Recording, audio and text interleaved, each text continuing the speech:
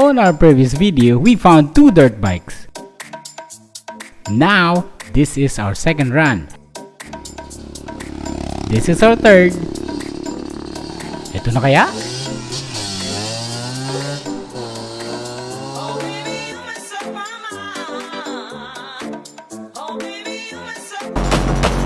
Riding is not just about going one place to another. I think that's the goal. It's a journey of self-discovery and a way to appreciate the beauty of life. I live to ride and a ride to live. Recording. I am Leslie Hanley. I am a rider. Always come when I need you. You know I'll be there for you. Where are you now? Where are you now? You know where I am. It's not Sunday. It's not even Saturday. Kita mo sila nagtatrabaho. Yan, luluto daw sila ng pananghalian. So, I'm here. Sabi kasi, pag weekdays walang checkpoint dito. Yeah, napansin ko naman sa baba walang checkpoint eh. So, let's go. After ng Cafe Caterina, may checkpoint. Hindi nga kanya yo. Oh. Pang raider yan, pang raider. Wala naman nag-error dito. Sige. Sige.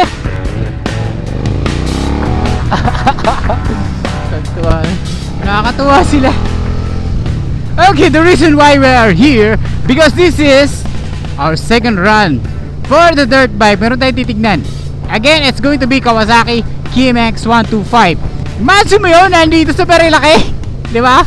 Woohoo! So ano bang natutunan natin sa first run natin? Okay, that was green and blue. The green was may problema sa papel and it was, parang may mali ako, I think that was 1996 model. I mentioned 1994, it was 1996.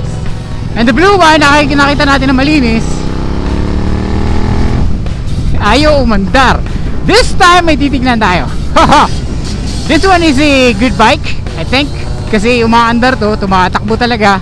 Pinakita naman sa akin na may-ari. So I'm gonna check and let's see if pwede natin iuwi to. Hindi naman ako nagmamadali eh. Sabi nga eh, di ba? Don't fall in love with the first one you found. Yeah, we found 2. This one is a third. Mabilis lang to. Cafe Caterina lang to eh.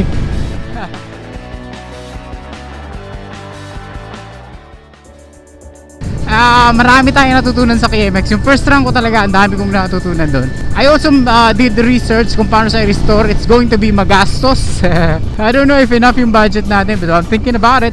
Well, sana this time I will learn the power kasi never pa ako nakasakay ng KMX na talagang naka full throttle eh.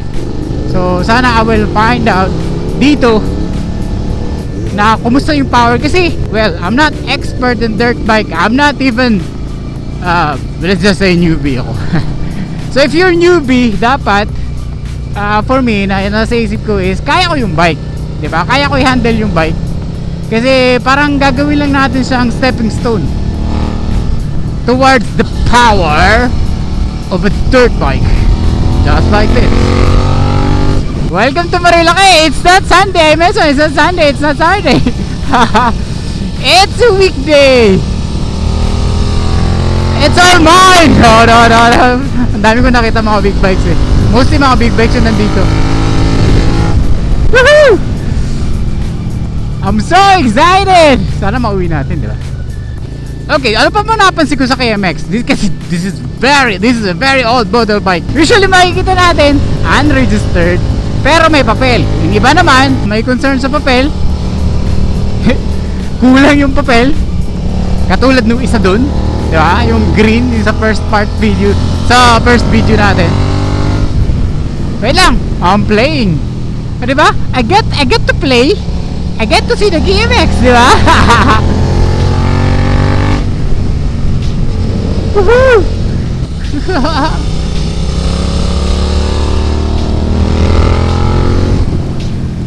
Okay. Whew. I am really looking for a KMX na I would say kaya ng budget natin, kaya natin i-restore kasi talagang after ng After ng part 1 natin, nag-research talaga ako. Ang daming actually, pwede talaga natin sa restore, pero nakita ko ang daming parts out. Sabi, when I say parts out, ito yung mga KMX na for sale pero by parts. Diba nakakalungkot lang, diba? That's for me. Magre-restore tayo na nakikita natin sa market na ipina-parts out na yung mga piyesa. In which I would say, sa mga dirt bikers, kung may KMX kayo, keep it. Someday it's going to be really, really collectible. Pero huwag muna kasi bibili ako ha. Sa kanya lang isipin niya after makabili ako.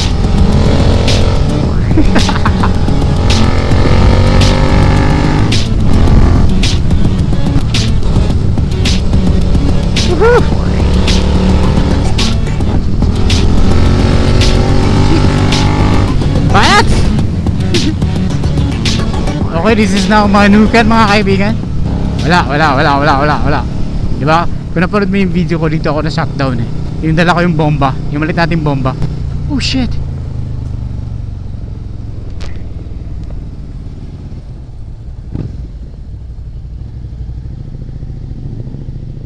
Oh. Hello sir.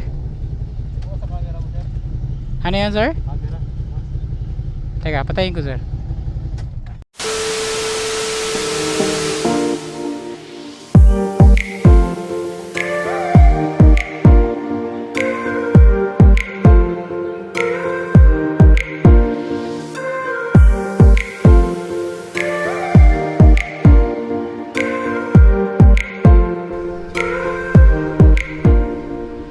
Ito na yata. Oh shit. Hello my friend. Oh, whoa. Ano ba? Namatay. Namatay yung engine. Namatay ba? Namatay?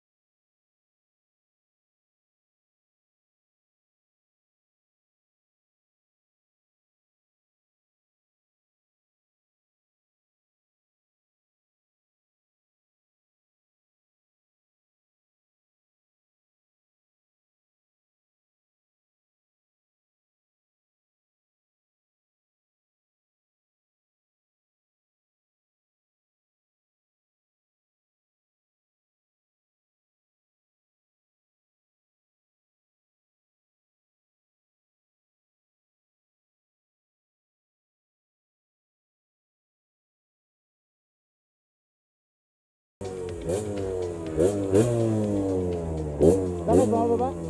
Bababa minor ka rin. Ha? Bababa minor. Sige, ano ko na lang. Nagasan ko na lang. Yun na yun, ano? Pumasok na.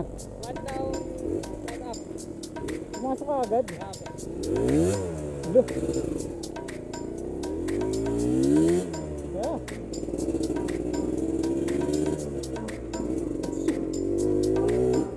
May delay tayo. May delay tayo.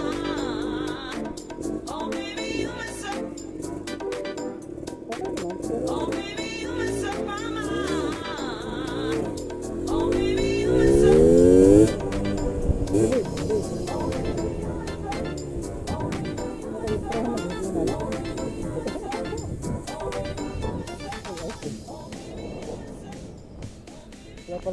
wala palang side mirror to. Namatay. Used to be the problem. Namatay.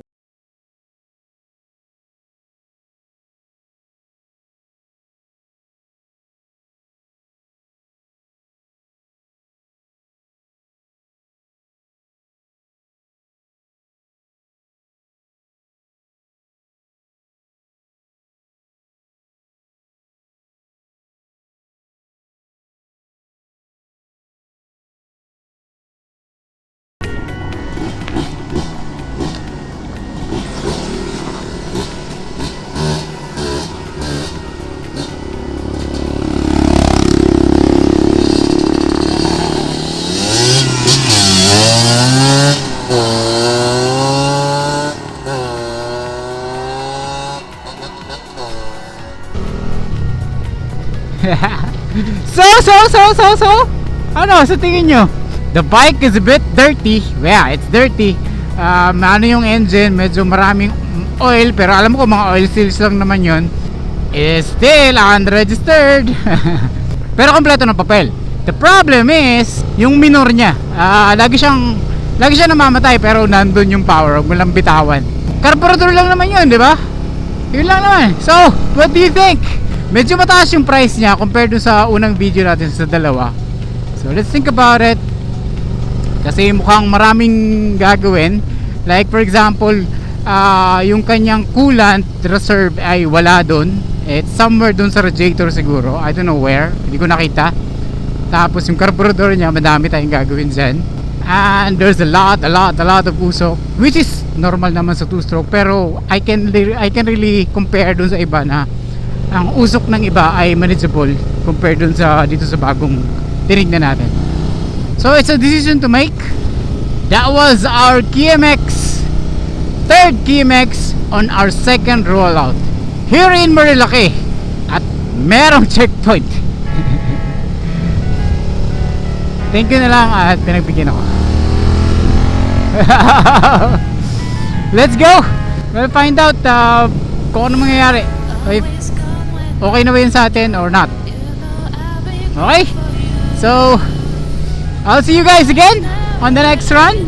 Kung mayroon pa o final na ba tayo. It's Leslie here. Thank you guys for watching. Cha-cha. Oh my god, oh my god, oh my god.